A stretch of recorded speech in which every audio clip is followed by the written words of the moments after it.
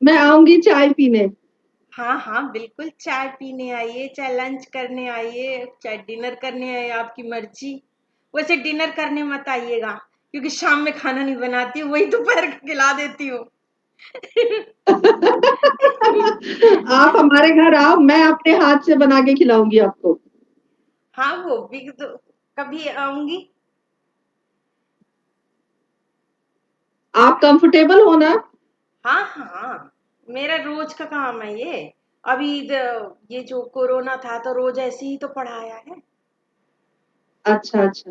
हाँ। बस 4 मिनट रह जाएंगे, आप म्यूट तो नहीं कर पाओगे? क्या नहीं कर पाऊंगी?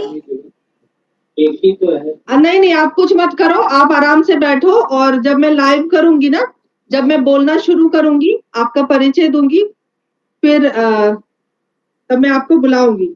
अभी आप बैठो, जैसे बैठे हो वैसे ही बैठो। म्यूट करने की मुझे क्या जरूरत है, बस बोलूंगी नहीं नहीं नहीं, जब तक कोई आप। जरूरत हाँ नहीं है। हाँ कोई बिल्कुल। जरूरत नहीं है। आराम से बैठो, आप बहुत अच्छे लग रहे हो। Thank you. मम्मी कहाँ है? मम्मी को नमस्ते कहना।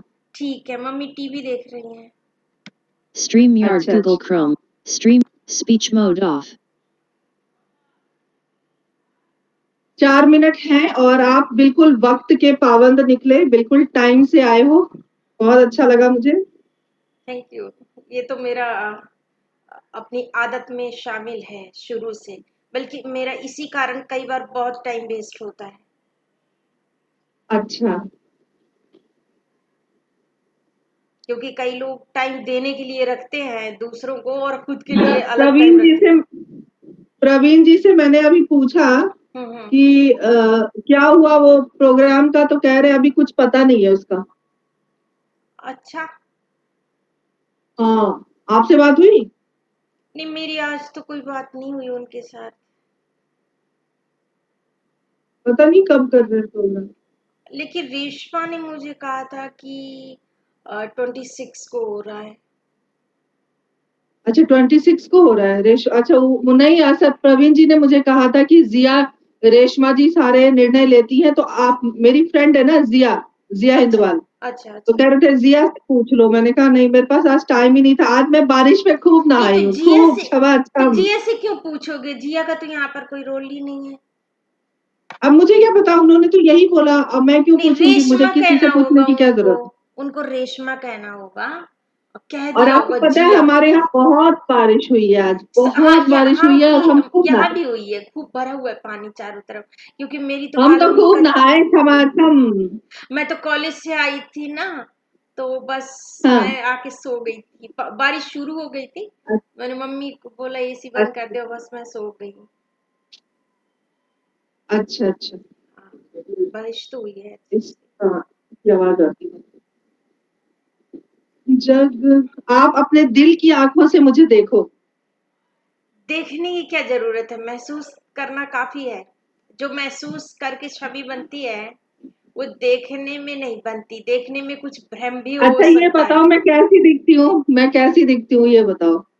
दिखने का तो मैं बात ही नहीं कर सकती ना, ना मैंने कुछ देखा, ना मैं देखने की बात कर सकती हूँ। हाँ यूं ही फील करके बोलना हो तो कुछ भी बोल दो। लेकिन फीलिंग अपनी जगह है, अच्छी ही दिखती होंगी, क्योंकि जब आपकी आवाज अच्छी है तो और सब अच्छा होगा, क्योंकि सब चीज का एक दूसरे पर प्रभाव तो पड़ता ही है। बिल्कुल बिल्कुल सही बात। अभी प्रवीण जी को मैंने मैसेज किया, उनको लिंक भेजा, मैंने कहा जुड़ जाना टाइम से, तो कह रहे थे कि शायद उनके कोई मित्र आ रहे घर पे, कह रहे थे मैं रिकॉर्डिंग देख लूंगा। मैंने कहा कोई बात नहीं। अच्छा। हमारा यूट्यूब और फेसबुक दोनों पर लाइव जाएगा ना अभी। हाँ हाँ, मैंने शेयर तो कर दिया है, आपने देखा होगा अगर मेरी प्रोफाइल कोई में तो। बात नहीं, जुड़ जाते हैं, बहुत लोग जुड़ जाते हैं।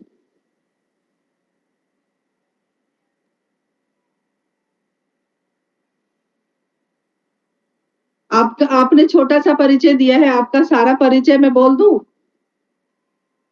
अब बोल दीजिए, चाहे वहीं पे बता दीजिए, सबको परिचय तो यही है।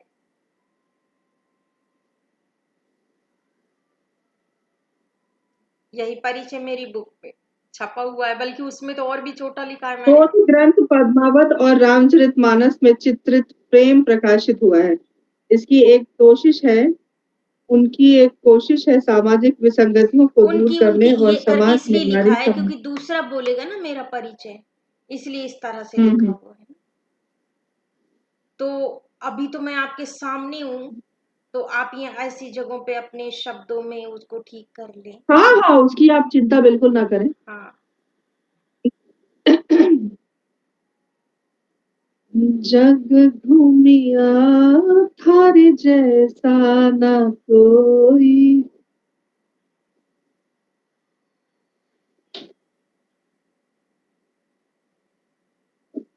जग घूमिया थारे जैसा ना कोई, जग घूमिया थारे जैसा ना कोई। ये आपके लिए था। अच्छा, थैंक यू। आप कहाँ की रहने वाली हैं? बेसिकली तो मैं बिहार से हूँ, पैदाइश लेकिन लगता है बिहार की यहीं है। पली बड़ी हैं क्या, दिल्ली में? नहीं, मुझे यहाँ आए हुए 14 साल हुए, 15 साल हुए हैं दिल्ली आए हुए। अच्छा, और इससे पहले आप बिहार में थी? जी, अच्छा, तो आपका प्रोनाउंसिएशन पूरा हिंदी के लहजे में हो गया है।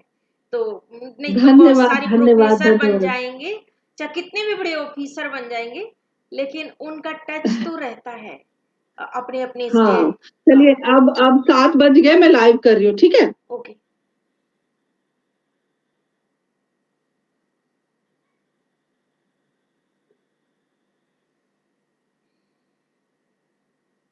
खुदी को कर बुलंद इतना, खुदी को कर बुलंद इतना कि हर तकदीर से पहले खुदा बंदे से खुद पूछे, बता तेरी रजा क्या है। नमस्कार, दिल्ली से विभा राज वैभवी एक बार फिर अपने समृद्ध पटल हिंदी साहित्य संस्थान पर हाजिर हूँ किरदार जिंदगी का नया एपिसोड लेकर। दोस्तों, किरदार जिंदगी एक ऐसा कार्यक्रम है जहां पर हम ऐसे शख्सियत से आप लोगों को रूबरू कराते हैं जो समाज के लिए, देश के लिए कहीं ना कहीं महत्वपूर्ण भूमिका निभा रहे होते हैं। और आज जिस शख्सियत को लेकर हम आप सभी के समक्ष हाजिर हैं, आपकी बात मैं क्या करूं, क्या कहूं, ऐसा लगता है इनकी प्रशंसा या इनका परिचय दूं तो सूर्य को दिया दिखाने के समान है।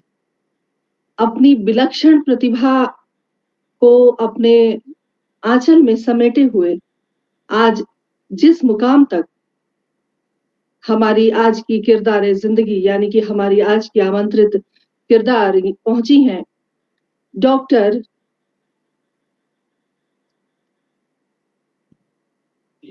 रीता नामदेव जी, जो कि किसी परिचय की मोहताज इसलिए भी नहीं है क्योंकि इनका व्यक्तित्व ही इनका परिचय है। डॉक्टर रीता नामदेव एक ऐसा नाम है जो आप सभी देख रहे हैं हमारे स्क्रीन पर। आप आ चुकी हैं, आप सभी से रूबरू हैं, लेकिन इनके बारे में मैं क्या कहूं।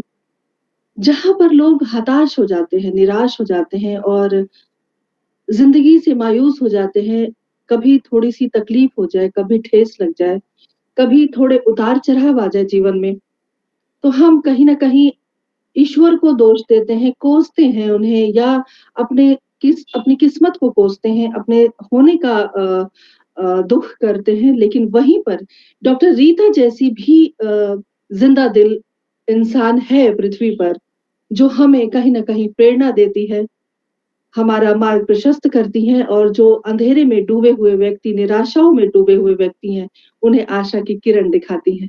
तो डॉक्टर रीता नामदेव जी को नमस्कार करती हूँ, बहुत बहुत स्वागत अभिनंदन करती हूँ। एक छोटा सा परिचय इनका देना चाहती हूँ। आप सभी देख रहे हैं 3 साल की उम्र में इन्होंने अपनी आंखों की जो ज्योति है वो खो दी। बावजूद इसके इनका कद इतना ऊंचा है, इतना बड़ा है कि आज किरदार जिंदगी छोटा और बौना लग रहा है। तो मैं इनका परिचय देती हूँ आप सभी को। बहुत ही निर्धन परिवार में इनका जन्म हुआ है, लेकिन इन्होंने अपनी दम पे अपनी कहते हैं ना कि जो एक ज़िद होती है आगे बढ़ने की, उससे इन्होंने अपने कद को बहुत ऊँचा किया है, बहुत शिखर पर है। इन्होंने स्नातक, स्नातकोत्तर, एमफिल और पीएचडी हिंदी में किया है। पीएचडी की उपाधि इन्होंने हिंदी में ली है और दिल्ली विश्वविद्यालय से इन्होंने पीएचडी किया है। वर्ष 2009 से वे दिल्ली विश्वविद्यालय के भगिनी निवेदिता कॉलेज के हिंदी विभाग में सह प्राध्यापक के पद पर कार्यरत हैं। आप लेख, कहानियां, कविताएं और शोध पत्र हिंदी के प्रतिष्ठित दैनिक जैसे हिंदुस्तान, राष्ट्रीय सहारा, वसुधा, स्पातिका, सृजन लोक, साहित्यिक उन्नयन, वाक आदि अन्य पत्र पत्रिकाओं में इनकी जो लेख है, इनका जो शोध पत्र है वो प्रकाशित हो चुका है। अभी जुलाई 2022 में शोध ग्रंथ पद्मावत और रामचरितमानस में चित्रित प्रेम प्रकाशित हुआ है। आपकी एक कोशिश है कि सामाजिक विसंगतियों को दूर करने और समाज में नारी सम्मान के प्रति जागरूकता पैदा करना। तहे दिल से मैं शुक्रगुजार हूँ कीमती वक्त देने के लिए और डॉक्टर रीता नाम देव जी का हार्दिक अभिनंदन और स्वागत करती हूँ अपने पटल। बहुत स्वागत है रीता जी। धन्यवाद विभा जी और दर्शकों को भी मेरा हार्दिक नमस्कार। हमारे साथ बहुत सारे दर्शक इस वक्त जुड़े हुए हैं। रीता जी, मैं आपको बताना चाहती हूँ, सुरेंद्र शर्मा सागर जी हमारे साथ जुड़े हुए हैं, जो हमारे इस पटल के मुख्य सलाहकार हैं और बहुत अच्छे गजलकार हैं। साथ ही डॉक्टर पुष्पलता तनेजा जी जुड़ी हुई हैं, जो केंद्रीय हिंदी निदेशालय में निदेशक के पद से अभी रिटायर्ड हुई हैं। और अनुराग अगम जी हमारे साथ जुड़े हुए हैं, संजय जी हमारे साथ जुड़े हुए हैं और भी बहुत सारे लोग हैं जो हमारे इस कार्यक्रम को देख रहे हैं। रीता जी, ये तो आपका परिचय था छोटा-सा, लेकिन जो जज़्बा आपके अंदर है वो जज़्बा बहुत बड़ा है। हमारे तमाम दर्शक और मैं खुद और हमारा यह समृद्ध पटल सब जानना चाहता है कि रीता जी की जो यात्रा है, जो मैं कह सकती हूँ कि बेशक उस समय तकलीफों भरी हुई होगी, यहाँ तक का सफर कैसे तय हुआ? सबसे पहले तो मैं आपको धन्यवाद एक बार और देती हूँ कि आपने इतने प्रतिष्ठित गणमान्य व्यक्तियों से मुझे रूबरू करने का जो भी कहना चाहिए मौका दिया है, तभी इन सब के मैं बिल्कुल सामने हूँ और मुझे बहुत ही खुशी और गर्व का अनुभव हो रहा है। अब आपका जो सवाल है यात्रा के बारे में, तो जब मैंने होश संभाला और मैं सुनती थी कि मुझे दिखाई नहीं देता है, इसलिए मेरा कहीं अच्छी जगह इलाज होना चाहिए, कोई कहता था कि पिछले जन्म के कर्म होंगे, तरह तरह की बातें होती थी। लेकिन उसी में एक अच्छी बात ये थी मेरे वातावरण में कि मैं ननिहाल में पली हूँ। मतलब नाना लोगों के हम उसमें साथ नहीं रहते थे, लेकिन अलग पापा का वहीं रहते थे। ससुराल में उनका मन लगता था तो अलग से घर हमने वहीं लिया हुआ था। तो जो नाना थे उनके जो मित्र मंडली थी वो बहुत ही श्रीमद् भागवत और सुख सागर रामायण ये सब पाठ चला करते थे। दिन का कोई एक निश्चित टाइम ऐसा होता था, तो उसको सुनने का मुझे बहुत शौक था। वहां पर अनेक ऐसे पात्र होते थे कि किसी की कोई परीक्षा ले रहा होता था, किसी को किसी ने शाप दिया होता था तो शाप भी एक दिन कट जाता था, परीक्षा भी एक दिन पूरी हो जाती थी। तो अ, मेरा जो मन कहता था वो कहता था कोई पाप नहीं किया मैंने और ना ही कोई कर्म खराब है मेरे, भगवान मेरा इम्तिहान ले रहा है और उस पे मुझे सफल होना है। तो यहाँ से मेरे अंदर हौसला जगता था। मैं घर के काम काज भी सीखती थी, पढ़ने के लिए कहती थी, लेकिन पापा थोड़ा थोड़ा क्या ज्यादा ही लापरवाह किस्म के व्यक्ति थे, जिन्हें परिवार की जिम्मेदारियों से इतना लगाव नहीं था। वो जित कमाते अच्छा थे, इंटेलिजेंट भी थे, लेकिन जितना कमाते थे वो सारा उनकी अपने दोस्तों की मंडली में अपने में खर्च हो जाता था। क्योंकि उन्हें दारू की लत थी। तो अब आप सब जानते ही हैं। और वैसे भी विकलांगता का जो संबंध है वो गरीबी और अशिक्षा से है, बहुत बड़ा संबंध है। अमीर घरानों में जहाँ अच्छी देखभाल होती है, जहाँ अच्छी शिक्षा है, वहाँ कम लड़के लड़कियां विकलांग होते हैं।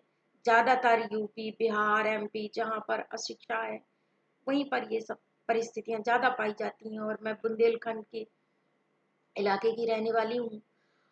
वहाँ पर गरीबी भी है, अशिक्षा भी है, और मेरे परिवार का संबंध भी गरीबी से भी था और अशिक्षा से भी था। तो इसी कारण मैं विकलांग हुई और इसी कारण मैं उपेक्षित भी हुई। टाइम पर मेरा इलाज नहीं हुआ और फिर ये परिस्थिति आई कि मैंने कहना शुरू किया कि मुझे पढ़ना है। मैंने सुना है कि ब्लाइंड्स के लिए भी होते हैं स्कूल और वहाँ पर पढ़ाई होती है। तो ये सब कहते रहना, खाना पीना छोड़ना, लड़ना झगड़ना, रोना धोना, डांट खाना, इवनली कि एक आध बार पीटने की भी नौबत आई, ये सब होने लगा। फिर समझाया और उन्हें भी कि जब लड़की पढ़ना चाहती है तो उसको पढ़ाना चाहिए। तो इस स्कूल की खोज की गई जो दिल्ली में है, राष्ट्रीय विरजानंद अंध कन्या विद्यालय करके। और मुझे 1990 था या 1991 ऐसे, मुझे कंफर्म थोड़ा सा याद नहीं है। उसमें मुझे दाखिला दिलाया गया। हालांकि वहां पर दाखिला मेरा नहीं लिया गया, ये कहा गया कि ये बड़ी है लड़की और इसे हम कौन सी क्लास में रखें। पहले तो मना कर रहे थे, लेकिन जब निराश होकर लौट ही रहे थे तो मैंने वहाँ पे हमारे साथ, पापा के साथ में, हमारे पड़ोस के एक नाना के दोस्त थे जिन्हें मम्मी लोग चच्चा बोलते थे, तो मैं भी चच्चा ही बोलती थी। तो मैंने चच्चा से बोला कि मुझे एक बार प्रिंसिपल से बस मिलवा दीजिए, फिर चलते हैं। प्रिंसिपल से मिलवाया, बोले कि मैडम आप एक बार लड़की से बात कर लीजिए। कह रही है मैं एक बार मिल लूँ फिर चलेंगे। तो प्रिंसिपल बोली हाँ बोलो बेटा। मैंने कहा मैम मैं पढ़ना चाहती हूँ और आप मुझे अवसर नहीं दे रहे, तो मैं क्या करूँ, अपनी जिंदगी से निराश हो जाऊं? तो उनको बोलना ही नहीं आया। उन्होंने कुछ सोचा और बोली नहीं ऐसा तो मैं नहीं चाहती। उसी क्या दिन, बात है, बहुत हाँ, खूब, उसी बहुत खूब। दिन मैनेजमेंट की बैठक थी शायद, मुझे ऐसा लगती है शायद वो बैठक ही चल रही थी, मीटिंग चल रही थी। वो उस समय जो मैनेजमेंट की सेक्रेटरी थी कमल नैन सेठी, उनके पास वो लेके गई और बोली माता जी ये लड़की बहुत होशियार है लेकिन बड़ी है, हम इसको नर्सरी में नहीं बैठा सकते, लेकिन एक मौका देना चाहते हैं। तो जो लाजपत नगर में हमारा एक है जहाँ पर लड़कियां कुर्सी वगैरह सीखती हैं जो अच्छे से पढ़ नहीं सकी, तो वहीं पर एक लड़की थी जो पैरों से भी अपाहिज थी और आंखों से भी नहीं दिखता था, लेकिन वो पढ़ी हुई थी 12th तक। तो उन्होंने कहा कि वहां पर ब्रेल सीखने के लिए इनको भेज देते हैं और 6 महीने बाद टेस्ट करके देखेंगे ये पहली के लायक, दूसरी के लायक, जिस लायक होंगे फिर उसमें हम ले लेंगे। तो माता जी तो जी, समझ ही गई होंगी कि कुछ खास बात होगी तभी ना कहने आई हैं वो। जी, तो ज़रूर, ज़रूर, तो बिल्कुल। उन्होंने कहा ठीक है। होनहार मेज़बान के होत चिकने पात।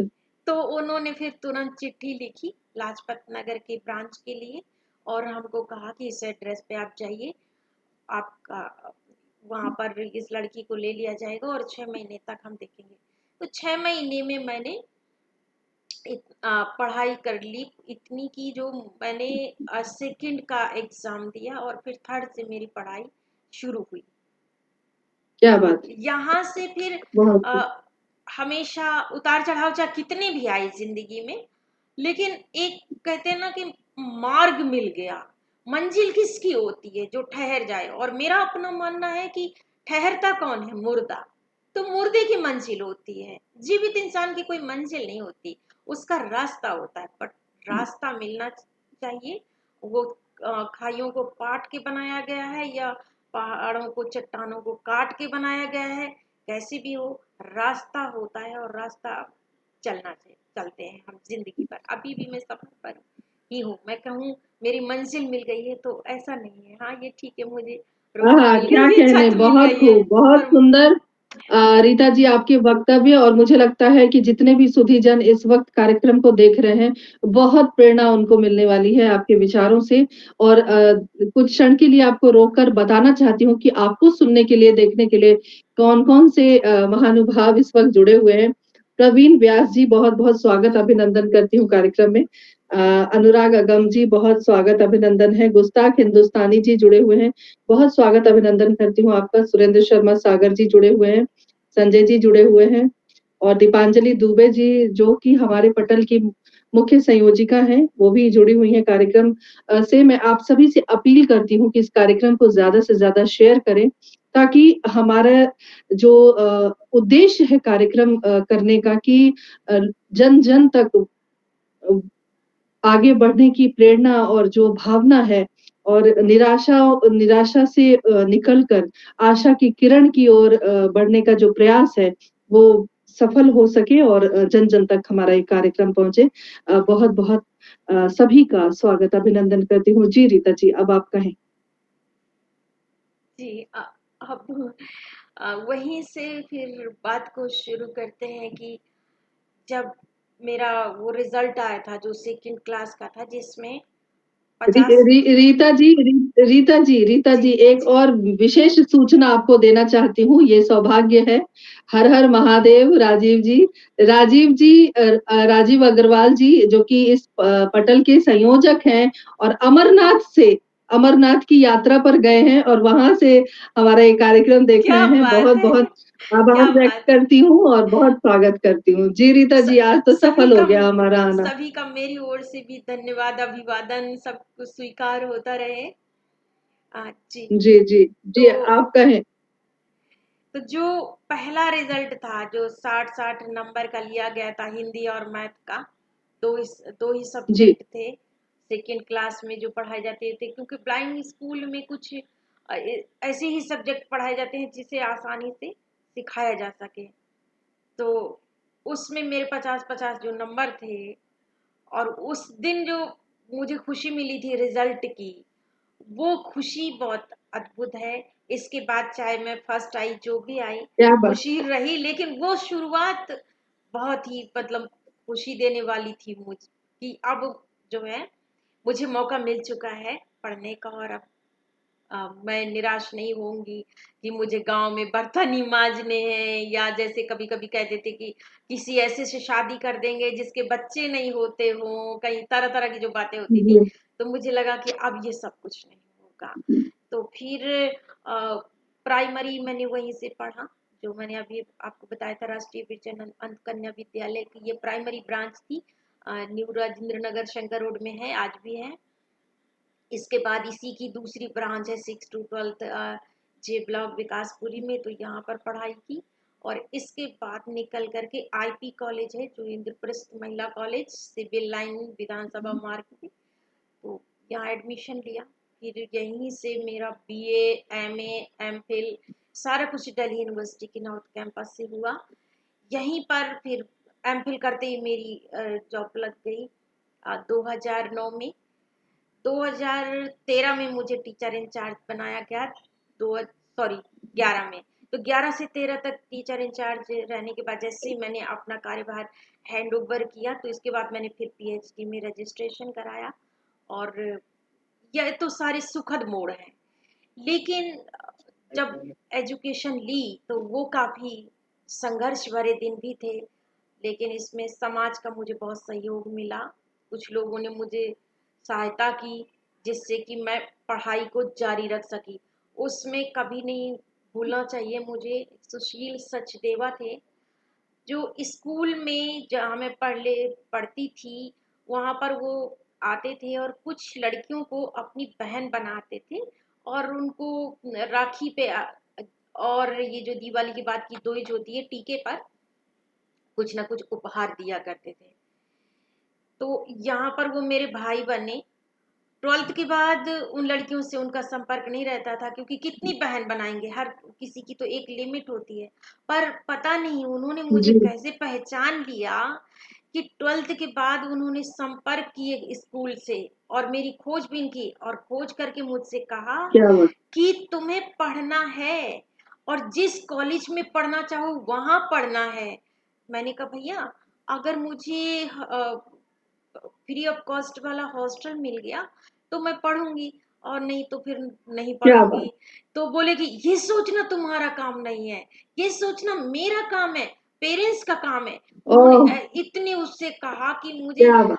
पर ये अलग बात है कि वो कह रहे थे उनके भी 2 बच्चे थे और उनका भी सब कुछ मुझे मालूम है। तो मैंने पूरी कोशिश की कि मुझे फ्री ऑफ कॉस्ट पहले छात्रावास मिले तो फिर मैं पढूं। कॉलेज की फीस तो वो दे देंगे, कोई बात नहीं, पर हॉस्टल की हर महीने की जो फीस होती है वो बहुत ज्यादा थी। और मुझे मिल गया रोहिणी राजीव गांधी कैंसर हॉस्पिटल के पीछे सेक्टर 5 में है, जिसमें उस समय mister JL Kaul blind person ही है और उन्होंने all India confederation of the blind, कभी आप उनका भी इंटरव्यू लीजिएगा, हालांकि वो लाइव तैयार नहीं होते हैं। तो वहां पर वो कुछ छात्राओं को देते थे छात्रावास, तो मुझे भी मिल गया और फिर मैंने पढ़ाई की। भैया आज तक मेरे साथ हैं, आज भी मैं उन्हें राखी बांधती हूँ, आज भी जुड़ी हुई हूँ। उनका बहुत बड़ा योगदान है। इसी तरह से कुछ संस्थाएं भी मेरी मदद में आगे आई।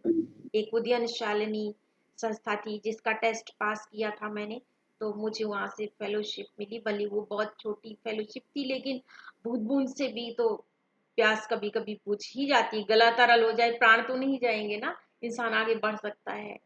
इसी तरह से एक लॉयंस क्लब पटेल नगर, उन्होंने भी मेरी बहुत बार मदद की। तो समाज के सहयोग से मैं आगे बढ़ी हूँ और इसीलिए मैं अपना जो भी काम सोचती हूँ मैं ये ज़रूर सोचती हूँ कि उसमें समाज के लिए मैं क्या कर पा रही हूँ।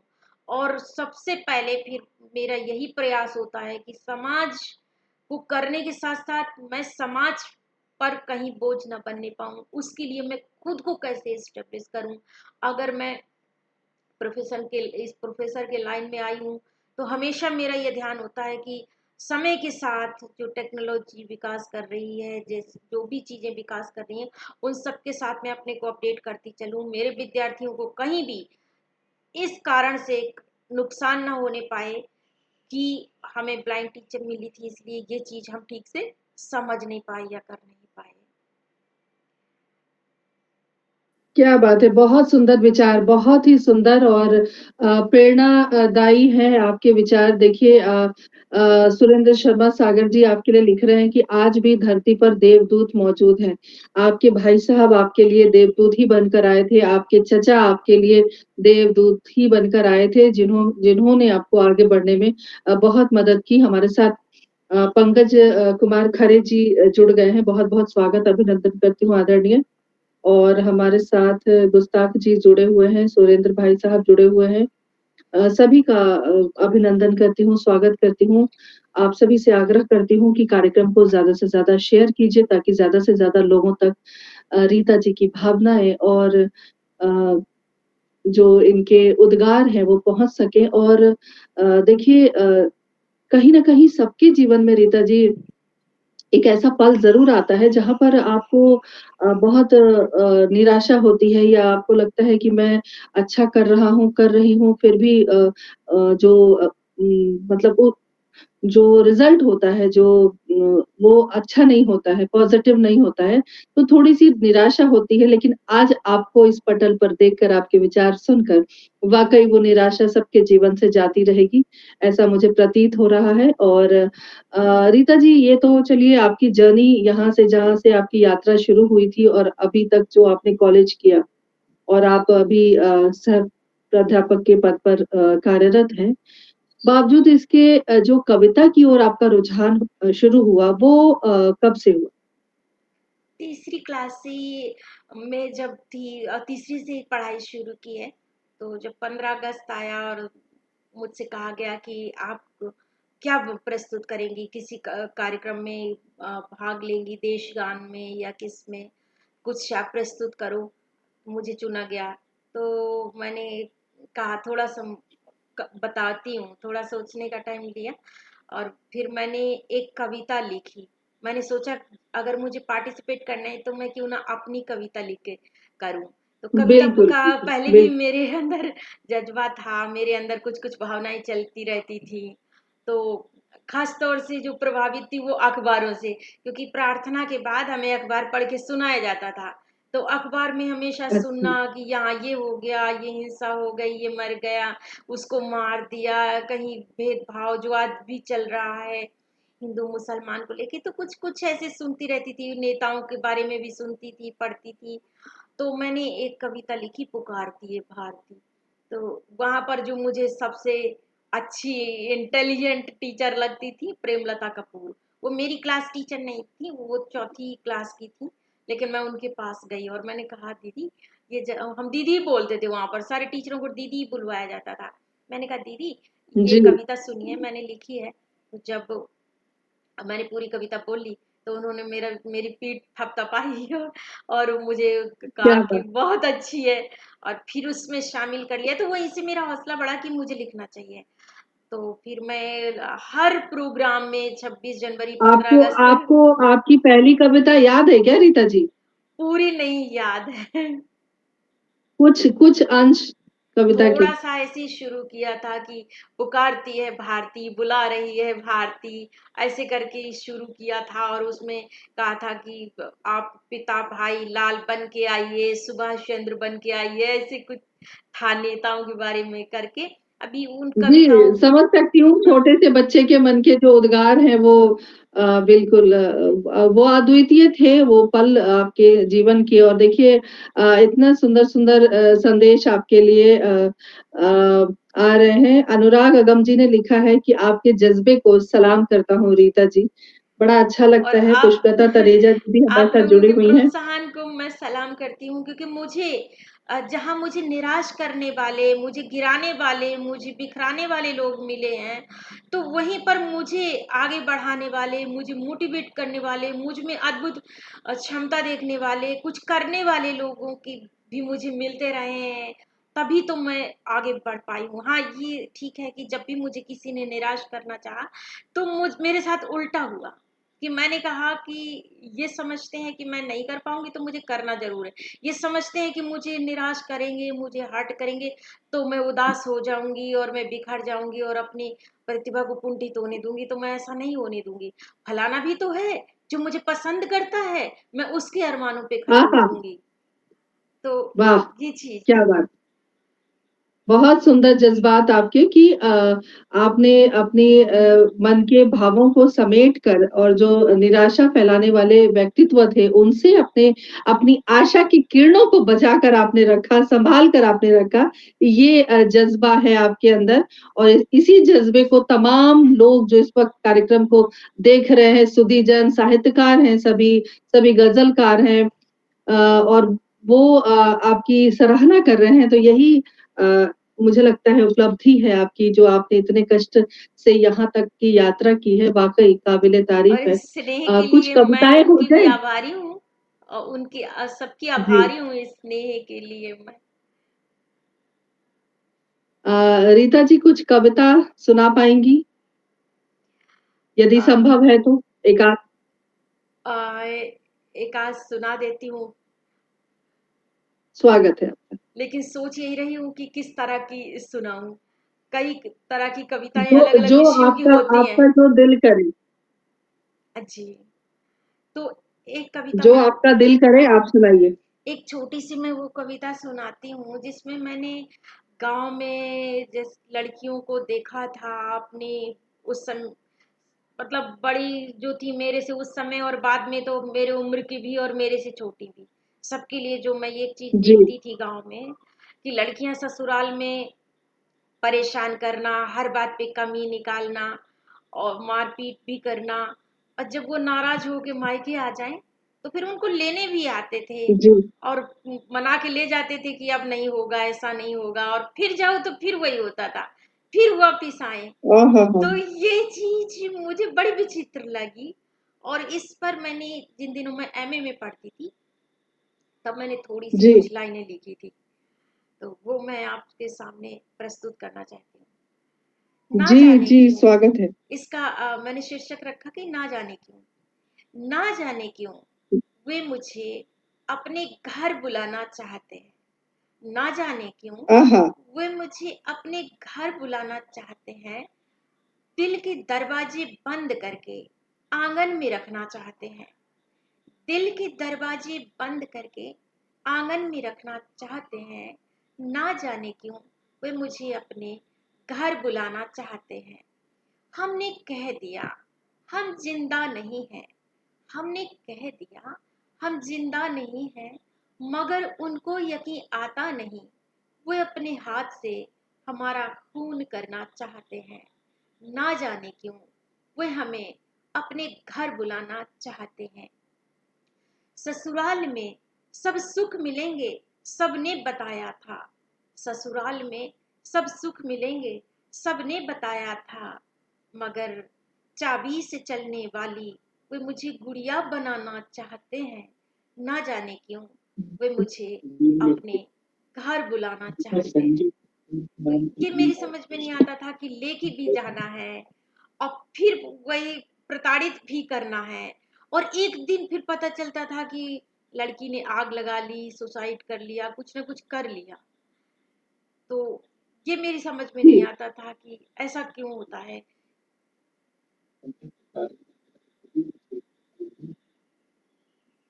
जी, बहुत सुंदर कविता और बिल्कुल मार्मिक और वाक़ई कहीं न कहीं जो लोगों की सोच होती है और ये जो हिंसात्मक रवैया है, उसके ऊपर जो आपने अपनी प्रस्तुति दी है, वो प्रस्तुति वाक़ई बहुत खूबसूरत है और सभी साधुवाद आपको दे रहे हैं। रीता जी, आपका स्वर बहुत ही मधुर है। अनुराग अगम जी ने लिखा है और थैंक सुरेंद्र शर्मा सागर जी ने लिखा है भावपूर्ण सृजन। और गुस्ताख हिंदुस्तानी जी ने आपके लिए लिखा है, बहुत ही सुंदर लाजवाब रचना। तो इतने तमाम लोग हैं जो आपको सुन रहे हैं, प्यार कर रहे हैं, स्नेह दे रहे हैं और इससे मुझे लगता है कि आज अगर एक कदम हमने बढ़ाया और डॉक्टर पुष्पलता तनेजा जी लिख रही हैं, बहुमुखी प्रतिभा की धनी किरदार। क्या बात है! बहुत-बहुत शुक्रगुज़ार हैं हम सभी के और वाक़ई हम ऐसे ही किरदारों को ढूँढ-ढूँढ कर लेकर आते हैं। रीता जी मन तो नहीं भर रहा, मैं चाहती हूँ कि कुछ कविताएँ और हम सुनें आपसे, कुछ और रस का स्वाद हम लें और थोड़े और मुस्काएँ, थोड़ी और आपकी प्रशंसा हो, तो कुछ और सुनाइए। स्वागत। तो एक कविता है जो मैंने राजनीति पर लिखी थी, ने स्वयंवर कुर्सी का। और उसमें मैंने कल्पना यूं की थी कि जैसे मान लीजिए कुर्सी एक लड़की बन जाए और अपने लिए स्वयंवर रचा कर वर माला ले करके और वर तलाशे। पीएम मान लो चुनना है तो कुर्सी खुद ही चुने, लड़की वो हो और वो अपना वर खुद ही चुने, तो फिर किस तरह की उसकी जी। स्थिति होगी। तो ये सुनिएगा कुर्सी जी, का स्वयंवर। अगर कहीं कहीं भूल जी, जाऊंगी तो माफी स्वागत। मांगती जाऊंगी, क्योंकि अचानक ऑन द अरे स्पॉट कोशिश कोई कर बात रही हूँ मैं। नहीं, हमें थोड़ा ना पता है कि आप कहाँ भूल रही हैं, कोई बात नहीं है। तो सुनिएगा। मैं बीच स्वयंवर आए निजवर चुन के जाना है। मैं बीच स्वयंवर आए निजवर चुन के जाना है। दूल्हे सारे दोगले हैं, वादे इनके खोखले हैं। देखना शुरू किया उसने घूम घूम करके सबको। तो दूल्हे सारे, जी, सॉरी, दू दूल्हे दूल्हे सारे दोगले हैं, वादे इनके खोखले हैं। कदम उठाते ठोस मगर इरादे इनके पोले हैं। मैं बीच स्वयंवर आए निजवर चुन के जाना है। फिर आगे देखिएगा।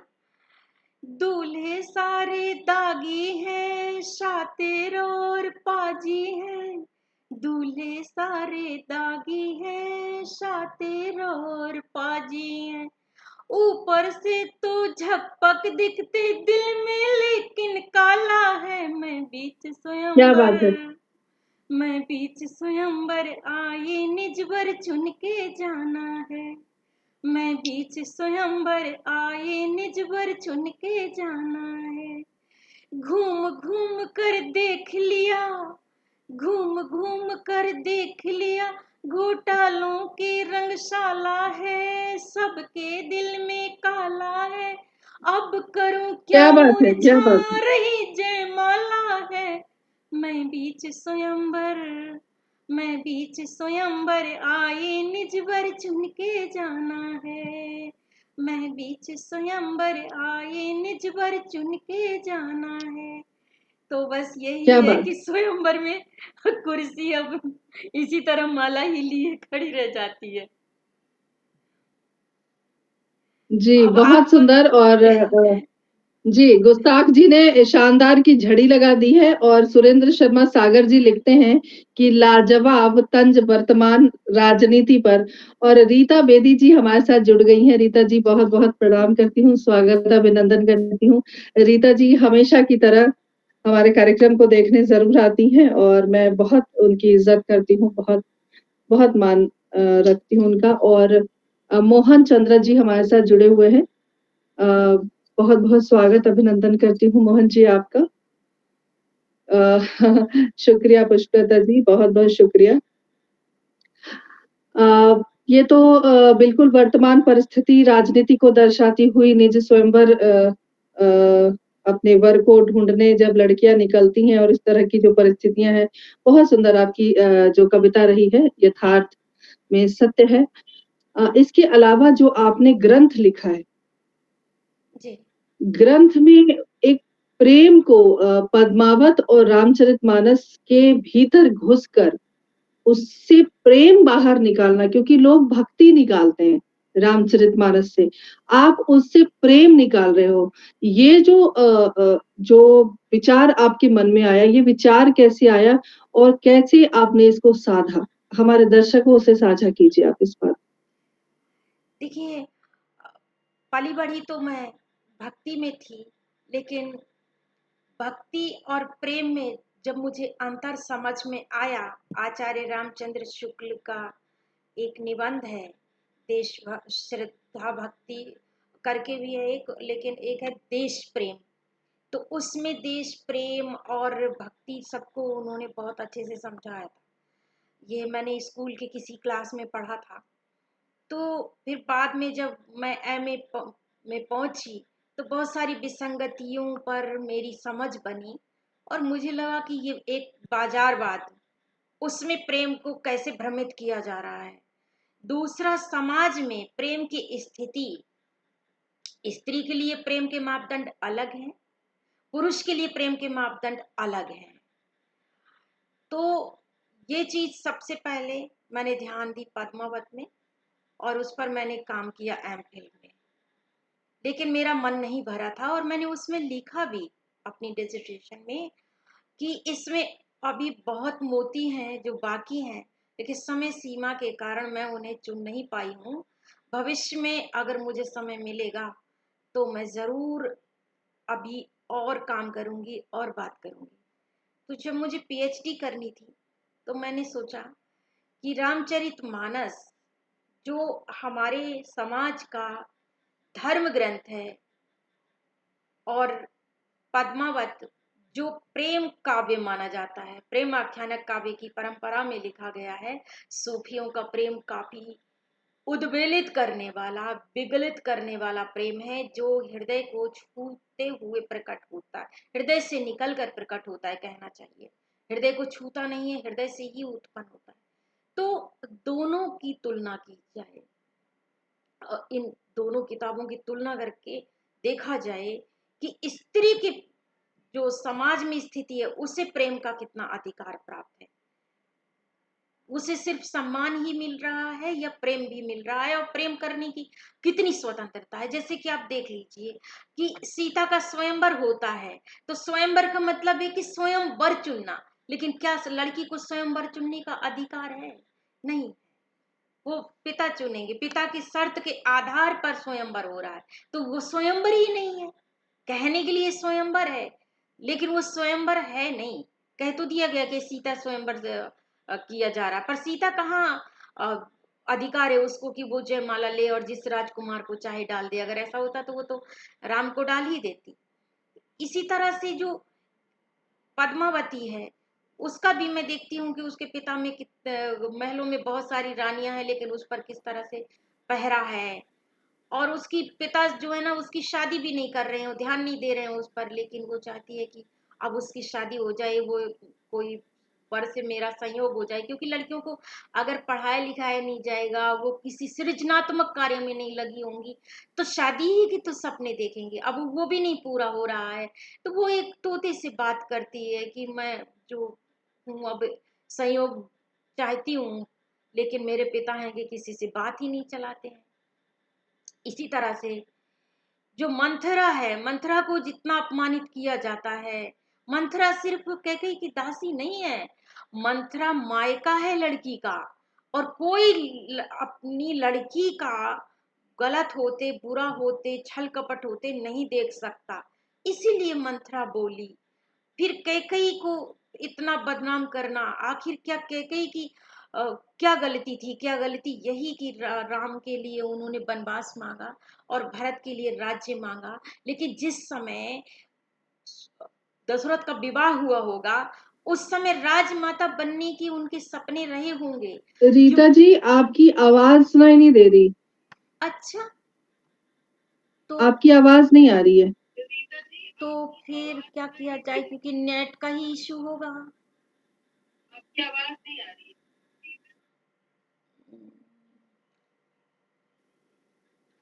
विभा जी, इसके लिए तो मुझे पता नहीं कि फिर मुझे क्या करना होगा।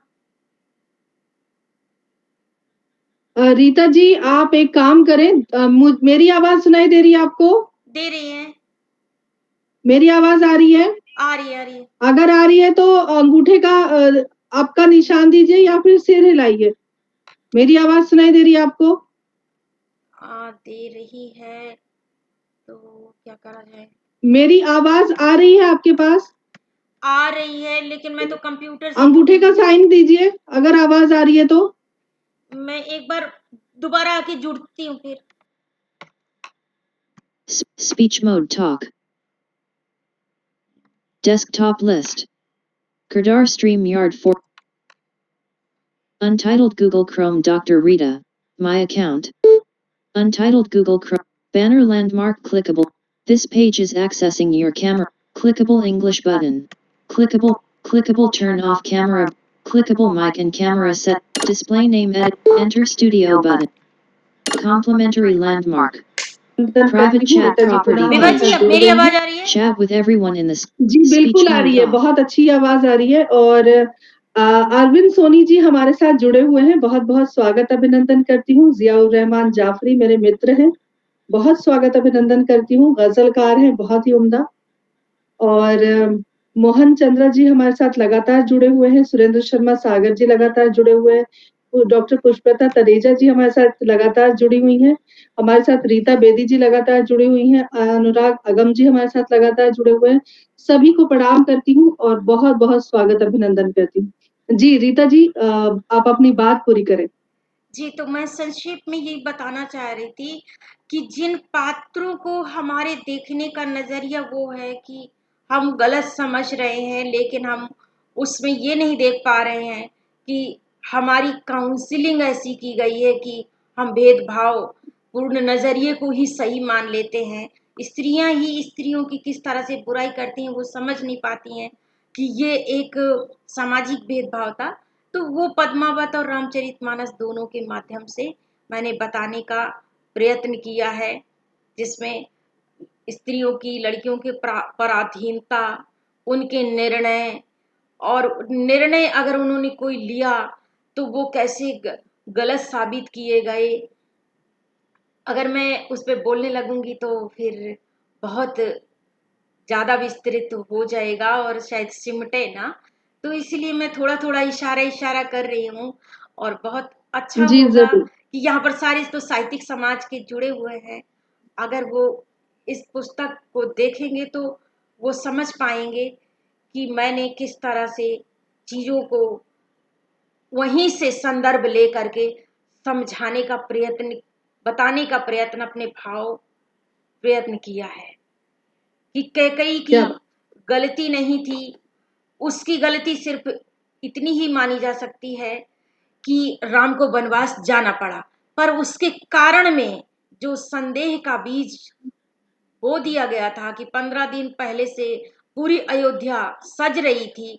आप ये देखिए कि आपके घर में अगर किसी बच्चे का मुंडन छेदन कुछ होता है, आप पूरे रिश्तेदारों को बताते हैं ना, बताते हैं, बुलाते भी हैं अगर संभव है तो। लेकिन परिवार के ही एक सदस्य को पता ना हो, उनके बच्चे 2 बच्चे ननिहाल में थे, मतलब इस तरह से बहुत सी बात चीजें हैं। जैसा कि अगर आपने शुरू में मेरी आवाज आ रही होगी तो मैंने कहा था कि स्वयंवर हो रहा है सीता का, लेकिन स्वयंवर चुनने का उसे अधिकार नहीं है। इसी तरह जी पद्मावती के महलों की स्थिति आदि आदि जो मैंने कई चीजें बताई हैं, अग्नि परीक्षा पर बात की है, सीता हरण पर भी बात की है। मतलब जहां भी स्त्री पुरुष के भेदभाव प्रेम में सब बाधित होते हैं, जिससे समाज विकृत होता है, सुंदर नहीं बनता है ना, विकृत होता है। और उस जी विकर्ण का प्रभाव है कि जब हम परिवार से भेदभाव शुरू करते हैं तो वो फैलकर समाज और देश सबको चपेट में लेता है। तो इसीलिए मैंने प्रेम पर ये अपना काम एक प्रश्न या फिर कहें कि एक वक्तव्य आया है आपके लिए। मोहन चंद्र जी लिखते हैं कि कोप भवन में बैठा दिया मंथरा ने कैकेयी को। तो इस संदर्भ में आप क्या कहना चाहेंगे? देखिए, कोप भवन में बैठा दिया क्योंकि स्त्रियों के पास हथियार क्या है? स्त्रियां बंदूक नहीं चलाएंगी, ठीक है, थप्पड़ नहीं मारेंगी। उनके पास हथियार है रूठ जाना, रोना, धोना, खाना छोड़ना, जेवर उतार देना, सुंदर सी बदसूरत तो शक्ल बना लेना, मुंह फुला लेना, ज्यादा से ज्यादा और गालियां दे देना। अगर ग्रामीण समाज में चले जाएं, ये तो राजघराना था ना, इसलिए यहाँ पर गाली नहीं दी के कहीं ने, नहीं तो गाली भी दे जाती हैं। मुझे बुंदेलखंड का एक गीत आ रहा है ध्यान कि जो पति ने मारा होगा पत्नी को, ठठरी बोलते हैं जो अर्थी होती है, तो वो कहती है अच्छा मारो रे ठठरी के बरे ने, हाथन मारो पावन मारो, नग नग तो डारो री ठठरी के बरे ने। तो आप क्या कहेंगे कि ठठरी बार रही है? साध्वी स्त्री होना चाहिए, सावित्री होना चाहिए, आप ये तो अर्थी पे चढ़ा रही है। तो स्त्रियों की ताकत क्या है? यही है, कोप भवन में जाना। अगर ये काम किसी पुरुष को करना होता, किसी राजकुमार को विद्रोह करना होता, तो क्या करता? राजा की हत्या कर देता, जेल में डाल देता, हाईजेक कर लेता सत्ता को। लेकिन स्त्री यही कर जी सकती थी, तो यही किया। उसके पास पावर ही यही है। जैसे पद्मावत है, तो जब नागमती को पता चलता है कि राजा तो किसी दूसरी राजकुमारी की सुंदरता में गिरफ्त हो रहा है, और गिरफ्त तो कैसे हो रहा है, कौन बता रहा है उस राजकुमारी के बारे में? एक तोता बता रहा है। तो वो तो उस तोती को मरवा डालने का प्रयत्न करती है। तो जिसके बस में जो कुछ है वही तो करेगा, उसका हथियार यही था। जी। जी बिल्कुल। और हमारे साथ रश्मि सक्सेना जी जुड़ गई हैं। स्वागत अभिनंदन करती हूँ प्रिय। और हमारे साथ मोहन जी लगातार जुड़े हुए हैं। सभी का स्वागत अभिनंदन करती हूँ। बहुत सुंदर, बहुत रोचक प्रसंग चल रहा है रामायण का। और अरविंद सोनी जी, जियाउर रहमान जाफरी जी ने लिखा है, बिल्कुल सही कह रही हैं। गुप्त जी की भी इस प्रसंग में एक पंक्ति है, दुर्बलता का ही चिन्ह विशेष शपथ है, पर अबला जन के लिए कौन सा पथ है? मैथिली शरण गुप्त। जी और बिल्कुल। अरविंद सोनी जी लिखते हैं कि माता अनुसुईया को नहीं भूल सकते हम, तीनों देवों का को बालक बना दिया था। जी बिल्कुल, ये सतीत्व था उनका। उनकी अपनी ऊर्जा थी शरीर की, और तप की ऊर्जा थी, जिसकी वजह से उन्होंने तीनों ब्रह्मा विष्णु महेश को बालक बना दिया था। खैर, तो ये सारी बातें हुई, और आपने पद्मावत और रामचरितमानस की भी उन प्रसंगों को आपने उठाया। देखिए, हर चीज को देखने का, पढ़ने का, सुनने का अपना एक नजरिया होता है। तो वो आपका नजरिया था, उस नजरिए से आपने उसको देखा, आपने शोध किया, आपने उसको किताब रूपी आवरण में तैयार किया। तो हर व्यक्ति की अपनी एक बात होती है, अपना सोचने का अंदाज होता है। तो वो अलग बात है और इसको विवाद कतई करने की आवश्यकता नहीं है। लेकिन सुरेंद्र शर्मा सागर जी लिखते हैं कि भावपूर्ण विवेचना, वाक़ई बिल्कुल मैं सहमत हूँ भाई साहब से, क्योंकि भाई साहब भी रामचरितमानस को उन्होंने मेरे ख़्याल से, अगर मैं गलत नहीं हूँ भाई साहब, हिंदी में इन्होंने उसको लिखा है, उसके दोहे बनाए हैं शायद। पुष्टि कर दीजिए भाई साहब अगर मैं गलत हूँ तो। अच्छा, आपके लिए एक प्रश्न है कि ये किताब कहाँ उपलब्ध होगी आदरणीय? अब आप आ, बताएँ, आपके ये एक रेड वीक करके झांसी का पब्लिकेशन है, तो वहां से छपवाई है। विभा जी, कोई ऐसा तरीका है कि मैं कवर पेज साझा कर दूं और सब तक पहुंच जाए, ताकि वो पब्लिशर से उसमें कवर नंबर भी दिया गया है और वो सीधे। तो कवर पेज आप अपने कैमरे के सामने ला सकती हैं, किताब अगर आपके पास अवेलेबल हाँ, है, एक अगल-बगल सेकेंड, में कहीं मैं, रखा हाँ, मैं सभी को बताना चाहती हूँ कि रीता जी से जब मेरी बात हुई थी कल, छोटी-सी बात है लेकिन मेरे दिल को छू गई और मैं साझा करना चाहती हूँ जब तक रीता रीता जी पुनः अवतरित होती हैं, पुनः उपस्थित होती हैं। मैंने उनसे बात की आज के कार्यक्रम के लिए और मैंने उनसे ये पूछा कि अ, रीता जी इस वक़्त आप क्या कर रहे हो? तो रीता जी ने मुझे कहा कि विभा जी मैं तोरी की सब्ज़ी बनाने जा रही हूँ। मुझे बहुत हैरानी हुई, मैंने इनसे पूछा कि रीता जी आप खाना बना अच्छा, लेती हैं? विभा इन्होंने जी, कहा मैं अपने सारे काम करती हूँ। जी, जी रीता जी। थो, चुपके से थोड़ा मैं मम्मी आपकी को बुला आपकी लूं क्या, कि बातें सीधा शेयर कर रही किताब है कि थी। उल्टा किताब है, मुझे तो पता नहीं चलेगा, तो मम्मी को बुला लूं क्या? आप दिखाएँ मैं आपको बताती हूँ। आप अच्छा, दिखाइए मैं बताती हूँ देखिए अब। जैसे ये किताब है, तो अभी तो मैंने खोला नहीं है थोड़ा इसको। ऊपर कर लीजिए, किताब को ऊपर कर लीजिए। अब दिख रहा? नहीं ये नहीं दिखेगा मुझे लगता है, लाइट की कमी है। कोई लाइट? बात नहीं है, ये नहीं अ, रीता जी नेटवर्क का इश्यू है, आपके यहाँ धुंधलापन है, इसीलिए साफ-साफ नहीं दिखाई दे रहा है। कोई अच्छा, बात नहीं है, मैं तमाम जो महानुभाव इस वक़्त कार्यक्रम को देख रहे हैं, ये किताब मैं इन लोगों तक उपलब्ध ज़रूर कराऊँगी और आपके यहाँ से किताब लाकर मैं इसको साझा ज़रूर कर दूँगी। ठीक ठीक, ये बहुत अच्छी बात होगी। और मैं सभी का शुक्रिया अदा करती हूँ, रश्मि सक्सेना, बहुत-बहुत शुक्रिया और संजय जी भी लगातार जुड़े हुए हैं और मोहन जी भी जुड़े हुए हैं, सभी का मैं बहुत आभार व्यक्त करती हूँ। पब्लिकेशन का नाम बताइए रीता जी? रेड विक करके है वो पब्लिकेशन, झांसी का है। रेडविक करके है, और ठीक है। उनका नंबर ठीक है अनुराग जी एक नाम बार मैं नंबर बता देती हूँ उनका, ताकि आप पब्लिशर का नंबर नोट सभी कर सकते हैं सर। एक सेकेंड, निकाल रही हूँ जी, मैं। वाह! अरविंद जी ने बहुत सुंदर पंक्तियाँ लिखी हैं कि राम वन को जब गए, हो गए भगवान राम, गर जो रुक जाते अवध में राज करते राजा राम। क्या बात है अरविंद जी, बहुत-बहुत सुंदर पंक्तियों के लिए साधुवाद, बहुत सुंदर पंक्तियाँ। बिल्कुल, बिल्कुल, बिल्कुल यथार्थ, आ, बिल्कुल सच्चाई है मैं इन नंबर पंक्तियों में। बोल रही जी, हूँ। इस जिस से मेरा मार्केटिंग मैनेजर से जो पूरा वो संपर्क रहा है फुल टाइम, उसका नंबर है, जी। और उसका नाम है अजय दहुलिया।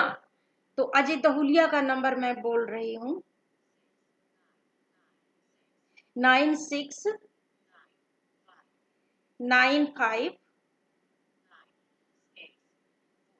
94, मतलब 969594, 3 डिजिट तो इसी तरह सिंपल हो गए, 2055।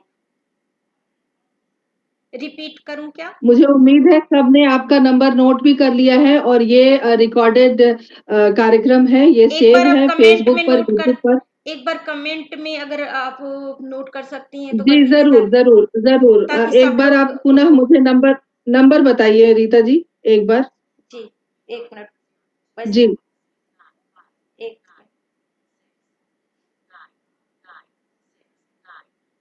9695 9695 94 94 2055। 2055। और नाम है अजय दहुलिया, प्रकाशन का नाम है रेडविक। अजय तौलिया।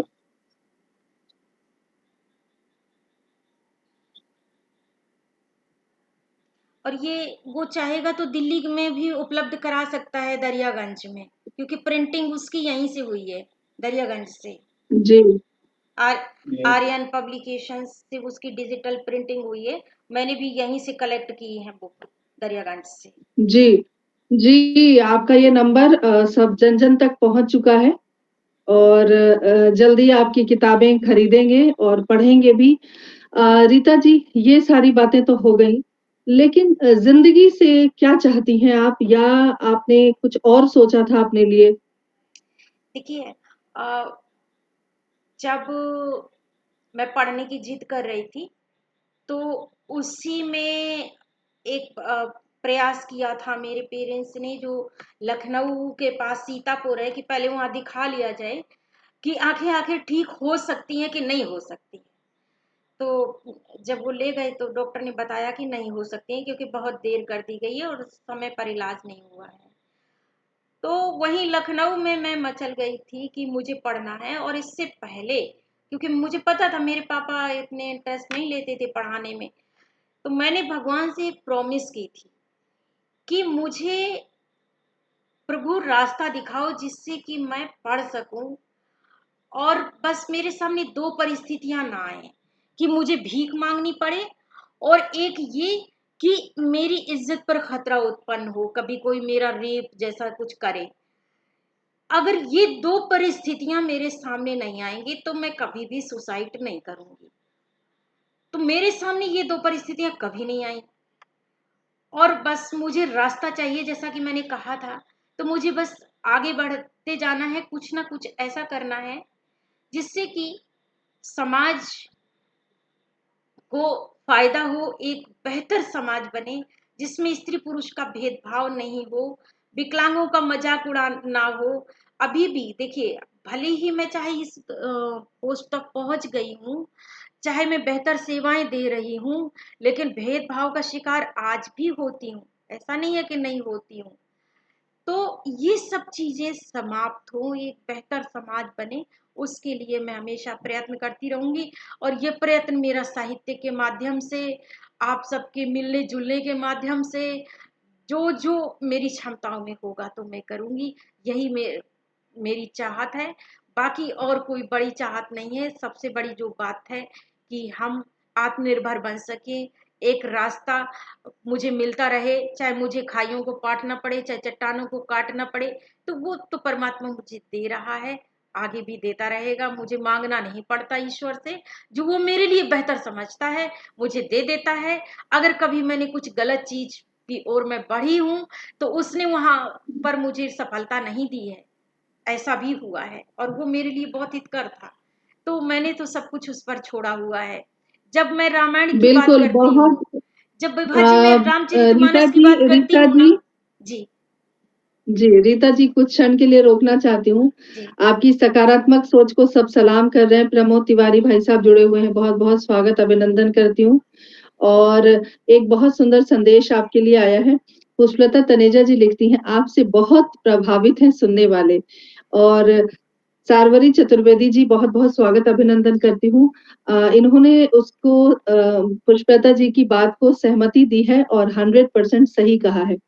तो आप समझ सकती हैं सकारात्मकता की ओर अग्रसर आपकी सोच, आपके विचार और हमारा ये कार्यक्रम तीनों का जो समावेश है, वो वाक़ई काबिल-ए-तारीफ़ मुझे महसूस, मैं बहुत गौरवान्वित हूँ, आप जैसे शख्सियत को अपने कार्यक्रम में लाकर। और हमारा मैं पटल आज धन्य हो गौरवान्वित गया। हूँ बहुत ज्यादा। मतलब मैं अपनी स्नेहादिक को वर्णन नहीं कर सकती। जैसे गोस्वामी जी जहां जहां मौन हो जाते हैं तो कह देते हैं, नहीं जाए बखाना, नहीं जाए बखाना, कछु नहीं जाए बखाना। तो वही बस मैं कह सकती हूँ कि मैं बहुत गौरवान्वित हूँ, बल्कि मैं चाहती हूँ, और एक मेरे अंदर इच्छा उत्पन्न हो रही है कि कुछ ऐसा बने विभाजी। बल्कि मेरा थोड़ा सा पब्लिक प्लेस है, और मैं थोड़ा सा सोच रही हूँ कि किसी गलत व्यक्ति के हाथ में ना पड़ जाए मेरा नंबर। तो मैं नंबर नहीं, अभी यहाँ नहीं बोल रही हूँ, लेकिन जो नहीं, कोई नहीं मांगे तो नहीं, मेरा नंबर आपको अपना दीजिएगा। नंबर देने की और मैं ज़रूरत सब। नहीं है। जो जी। मुझसे संपर्क हाँ, करेंगे, यस। जी। आप, मैं आपको उनका आपका नंबर उन्हें दे दूँगी। जी। और किताब में मैंने अपना ईमेल तो दिया ही हुआ है। मैं चाहूंगी कि जिन लोगों का प्यार, जिन लोगों का स्नेह मुझे आभासीय रूप से मिल रहा है वो प्रत्यक्ष रूप में भी मिले। शार्वरी जी बहुत-बहुत आभार व्यक्त करती हूँ। उन्होंने लिखा है आपके लिए कि मैं अपने विद्यालय में बच्चियों को यह कार्यक्रम ज़रूर सुनवाऊँगी। तो मैं तहे दिल से शुक्रगुज़ार हूँ कि हमारी एक कोशिश कहीं न कहीं सफल सिद्ध होगी। बहुत सुंदर आप सभी सुन रहे हैं, सैल्यूट कर रहे हैं आपको। रीता जी कभी समाज में बहुत सारे बच्चे ऐसे हैं जो इस तरह की परेशानियों से जूझते हैं, ग्लूकोमा और इस तरह से रोशनी चले चले जाना या विकलांगता की और भी मतलब परिभाषाएँ हैं, अलग-अलग तरीके से लोग पैर से, हाथ से, हर चीज़ से होते हैं कहीं न कहीं और कुछ जो लोग होते हैं, वो मानसिक रूप से विकलांग होते हैं। उनके लिए क्या संदेश है आपके पास? आप क्या देना चाहती हैं? देखिए वैसे देखा जाए तो विकलांगता की परिभाषा ये है कि कहीं ना कहीं हर कहीं कभी ना कभी थोड़ा बहुत अक्षम हर कोई होता है, जहां पर उसकी बाधा पड़ती है कि अमुक कार्य को अमुक तरीके से वो नहीं कर पाएगा। जैसे एक प्रेग्नेंट लेडी होगी, उसको आपको बहुत बोझ उठाए, बहुत बड़ी बड़ी सीढ़ियां चढ़े तो वो नहीं चढ़ पाएगी, लेकिन वो उसकी क्षणिक बाधा हो जाती है। और कोई बाधा ऐसी होती है जो लंबे समय के लिए किसी के साथ हो जाती है, लेकिन जब उसके साथ अगर बाधा है, चाहे पैर से है, चाहे हाथ से है, चाहे आंख से है, जो भी बाधाएं हैं, तो अगर उसमें कुछ करने की क्षमता है, तो देखिए हमारे पास हमारी जो इंद्रियां हैं, जो हमें कार्य क्षमताओं की ऊर्जा प्रदान करती हैं, तो एक इंद्रिय अगर अक्षम है तो दूसरी इंद्रियों से हम अधिक काम लेकर के उनको अधिक सजग, अधिक सेंसिबल बना के उस बेहतर काम कर सकते हैं उनकी अपेक्षा, कि जो थोड़ी लापरवाह हैं और उनके पास सारी इंद्रियां सक्षम दिख रही हैं। और मैं इस चीज को अनुभव ही नहीं करती हूँ, रोज देखती हूँ कि जिनके पास पूरी इंद्रियां हैं और वो संपूर्ण माने जाते हैं, वो इतने सेंसिबल नहीं है, जिसे कहते हैं कि विवेकशील नहीं है, वो इतने अंदर से चीजों को सूक्ष्मता से देखने का, समझने का प्रयत्न नहीं करते हैं, तो वो बहुत सारी गलतियां करते हैं। तो विकलांगता कभी भी बाधक नहीं है। इसीलिए मेरा समाज से, सरकार से, सभी से ये अनुरोध है कि विकलांगता को भी देश की श्रेष्ठ संपदा बनाइए और उसको थोड़ा कुछ स्पेशल सुविधाएं उसकी सुविधा के, क्योंकि विकलांगता की कैटेगरी अलग अलग हैं। कोई अगर ब्लाइंड भी में भी ना कई तरह की कैटेगरी है, कोई 40% ब्लाइंड है तो कोई 60% नहीं ब्लाइंड है, रीता कोई जी hundred Rita ji percent blind. आप बिल्कुल सही कह रही हैं। जी रीता जी आप सही कह रही हैं लेकिन मैं ये पूछना चाह रही थी कि शारीरिक रूप से विकलांग है वो ईश्वर की देन है। लेकिन जो व्यक्ति अपने मन से विकलांग होता है, जो मन में ये गढ़ के बैठ जाता है कि मुझसे तो कुछ होगा ही नहीं, मैं तो कुछ कर ही नहीं सकता, उन लोगों को आप क्या देखिए संदेश देना चाहती हैं? देखिए मैं ये इस पूछना चाह रही थी देखिए आपसे। ये तो निराशा है, एक तरह से विकलांगता नहीं है। विक, बल्कि मैं मानसिक विकलांगता अपने बीच में रोज देखती हूँ, और उसमें बोलने में भी मैं थोड़ा सा संकोच कर रही थी कि बहुत जल्दी हमारी भावनाएं आहत हो जाती हैं। पता नहीं क्यों हम अपनी भावनाओं को इतना मजबूत नहीं रख पाते हैं, तो किसी की भावना कहीं आहत ना हो जाए। असली विकलांगता तो वो है जहां पे हम सोचते हैं कि इसको आगे बढ़ने देना है और इसको नहीं बढ़ने देना है, जहां पे हम श्रेष्ठ और निकृष्ट के माध्यम से भेदभाव करते हैं, तो वहां पर असली विकलांगता खुल करके सामने आती है, जो समाज को बहुत नुकसान पहुंचाती है। और निराशा तो इसीलिए आती है कि समाज में अगर हम चाहते हैं कि हमें सब कुछ बना बनाया मिल जाए, हमें मेहनत नहीं करनी पड़े, तो कहीं ना कहीं हमारी सामाजिक, पारिवारिक शिक्षा में कमी है। तभी तो शायद हमारे जो शैक्षणिक संस्थान हैं वहां पर ठीक से काउंसलिंग नहीं हो पा रही है। नहीं तो हर व्यक्ति को मेहनत से कभी नहीं कतराना चाहिए। और मेहनत भले ही जिस कार्य के लिए आप कर रहे हैं, अगर आईएएस बनने के लिए मान लीजिए कर रहे हैं, हो सकता है आप आईएएस ना बन पाए, आप कुछ और बन पाए, लेकिन जो भी बनेंगे आप बेहतर करेंगे, और वो जो योग्यता आपने अर्जित कर ली है वो कहीं ना कहीं काम जरूर आएगी। मैंने कंप्यूटर सीखा क्या था, बात। हालांकि मैं सोचती थी कि मुझे टीचिंग में जाना है, शायद कंप्यूटर की मुझे जरूरत नहीं पड़ेगी, लेकिन फिर भी मेरा शौक था कि मैं इस तकनीकी के माध्यम से शायद बेहतर सेवा दे सकूंगी। लेकिन आज मेरे बहुत काम आ रहा है। अभी मैं कंप्यूटर से ही जुड़ी हूँ, क्योंकि अगर मैं फोन से जुड़ती तो उसका डिस्प्ले छोटा होता है, मुझे थोड़ा सा अपने अंदर अनकॉन्फिडेंस रहता है कि पता नहीं ठीक से कैमरा सेट है कि नहीं, मैं पूरी आ रही हूँ कैमरे के सामने कि नहीं आ रही। लेकिन इसका डिस्प्ले बड़ा है तो मुझे आत्मविश्वास दे रहा है। तभी मैंने आपसे कहा था कि आप मुझे उसका लिंक थोड़ा पहले जी, दे दीजिए ताकि रीता जी, शॉर्टकट बना ज़रूर, लूँ। ज़रूर। आपने बहुत अच्छी बात कही है और तमाम दर्शकों को मैं एक बात ज़रूर बताना चाहती हूँ कि रीता जी अपनी माताजी के साथ रहती हैं और अभी तक का जो आप कार्यक्रम का सफ़र देख रहे हैं, इन्होंने डिवाइस से खुद अपने आप को कनेक्ट किया है और कैमरे के सामने खुद बैठी हैं, बिना किसी के सहयोग से और ये बहुत काबिल-ए-तारीफ़ बात है। रीता जी, बहुत साधुवाद देती हूँ, आपके जज़्बे को हम सब सलाम करते हैं। संजय जी लगातार जुड़े हुए हैं, अत्यंत अच्छी सोच आपकी और मोहन चंद्रा जी लगातार जुड़े हुए हैं और अरविंद सोनी जी ने एकदम भाव विभोर कर दिया। उन्होंने ऐसे संदेश को प्रेषित किया है जो वाक़ई हम बहुत शुक्रगुज़ार हैं अरविंद सोनी जी। उन्होंने लिखा है कि यह कम से कम 150 ग्रुप में शेयर किया गया है इनके द्वारा इस कार्यक्रम को। तो हम तहे दिल से शुक्रगुज़ार हैं क्योंकि जो जागरूकता फैलाने के लिए हम किरदार ज़िंदगी का कार्यक्रम लेकर आते हैं, उस जागरूकता को फैलाने में आपने हमारी बहुत मदद की है। तो तहे दिल से हम आपका आभार व्यक्त करते हैं। रीता बेदी जी हमारे साथ जुड़ी हुई हैं, अरविंद जी लगातार जुड़े हुए हैं, मोहन जी भी जुड़े हुए हैं, प्रमोद भैया हमारे साथ जुड़े हुए हैं, दुबे दीदी जुड़ी हुई हैं, सार्वरी चतुर्वेदी जी हमारे साथ जुड़ी हुई हैं और हमारे साथ अनुराग अगम जी भी जुड़े हुए हैं, हमारे साथ प्रवीण व्यास जी जुड़े हुए हैं, हमारे साथ संजय जी जुड़े हुए हैं, हमारे साथ पुष्पलता तनेजा जी जुड़ी हुई हैं, रीता बेदी जी जुड़ी हुई हैं और न जाने कितने लोग हमारे साथ जुड़े हुए हैं। अ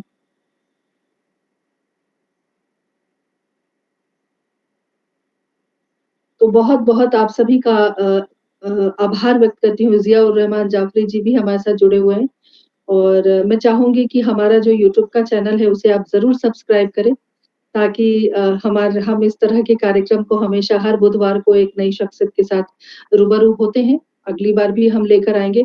रीता जी, जाने देने का बिल्कुल विचार नहीं है क्योंकि 1 घंटा हो चुका है, समय की अपनी एक बाध्यता होती है कार्यक्रम की। फिर भी मैं चाहूँगी कोई ऐसी पुख्ता बात, अपने दिल की बात आज शेयर करके जाएँ आप, साझा करके जाएँ। तो मेरे दिल में तो बस एक ही अरमान है कि सारा समाज मिलजुल के रहने वाला समाज बने और परमात्मा के साथ साथ अध्यात्म के साथ साथ हम विज्ञान में भी आगे बढ़ें, आत्मनिर्भर बने।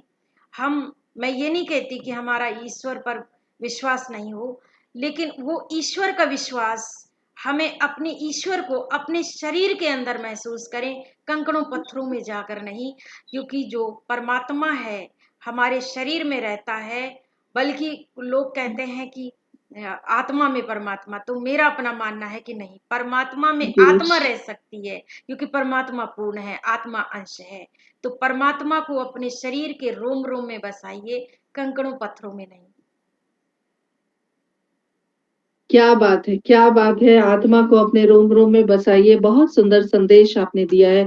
जयेश जी भी हमारे साथ जुड़े हुए हैं, बहुत-बहुत आभार व्यक्त करती हूँ आप सभी का जुड़ने के लिए और हमारे कार्यक्रम को इतना सुंदर बनाने के लिए। आपके सुंदर-सुंदर जो संदेश प्रेषित हुए हैं, उसी से अंदाज़ा हम लगा सकते हैं कि आप कितने भाव विभोर होकर और कितनी आत्मीयता से इस कार्यक्रम को देख रहे हैं और डॉक्टर रीता नामदेव जी को सुन रहे हैं। और हम सब एक आशा, एक ऐसे जज़्बात को लेकर आज इस कार्यक्रम से विदा हो रहे हैं, जहाँ पर निराशाओं की कोई जगह नहीं है, जहाँ पर आप जो चाहें अगर आपकी सच्ची लगन है, तो वो चीज़ आपको ज़रूर मिलती है और उसका सच्चा उदाहरण हमारी डॉक्टर रीता जी हैं, जिन्होंने अपनी लगन, अपनी तपस्या से एक गरीब परिवार में पैदा होने के बावजूद क्योंकि गरीब पैदा होना गुनाह नहीं है, गरीब मर जाना गुनाह है। आप अगर गरीब परिवार में पैदा हुए हैं, तो वो आपका गुनाह नहीं है, लेकिन बिना एफर्ट किए, बिना किसी परिश्रम के आप उसी गरीबी में मर जाते हैं, तो वो कहीं न कहीं आप गुनहगार होते हैं। क्योंकि आप चाहते, तो अपना भविष्य और अपने बच्चों का भविष्य बदल सकते थे, जो आप नहीं कर सके। तो मोहन जी ने रीता जी आपके लिए कुछ लिखा है, मैं पढ़ के सुनाती हूँ। 2 लाइन मेरी रीता जी के लिए। ठोकर लगी हड्डी से हड्डी के बयान थे, चलने वाले ज़रा संभल के चल, हम भी कभी इंसान थे। वाक़ई बहुत सुंदर बहुत बढ़िया, मोहन जी, बहुत बढ़िया। बहुत सराहना करती। जी, तो इसी तरह हम किरदार ज़िंदगी के नए एपिसोड के साथ आप सभी से रूबरू होंगे। रीता जी बहुत-बहुत शुक्रगुज़ार हूँ, अपना कीमती वक़्त आपने दिया और इतनी सहजता से हमारे साथ बातें की, अपने दिल की बातें की और हम चाहेंगे कि हम आपको अपना एक प्रेरणा स्रोत हर व्यक्ति बनाए और हर व्यक्ति जो निराश है, जो हताश है, वो इस वीडियो को ज़रूर देखे। इस कार्यक्रम को दोबारा 3 बार, 4 बार, 1000 बार ज़रूर देखें ताकि उन्हें निराशाओं में डूबने की कतई ज़रूरत ना हो। तो डॉक्टर रीता नामदेव जी, बहुत-बहुत आभार व्यक्त करती हूँ और इसी के साथ कार्यक्रम को हम स्थगित करते हैं आज के लिए। अगली बार फिर नई शख्सियत के साथ रूबरू होंगे। तब तक के लिए आज्ञा दीजिए। नमस्कार, शुभ रात्रि, शब मेरी खैर। ओर से भी आपको धन्यवाद और सभी दर्शकों को बहुत-बहुत आभार मेरी ओर से।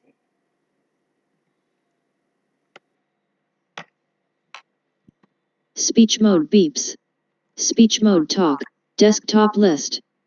Kardar StreamYard 42 of 42. OBS 2. Exit OBS.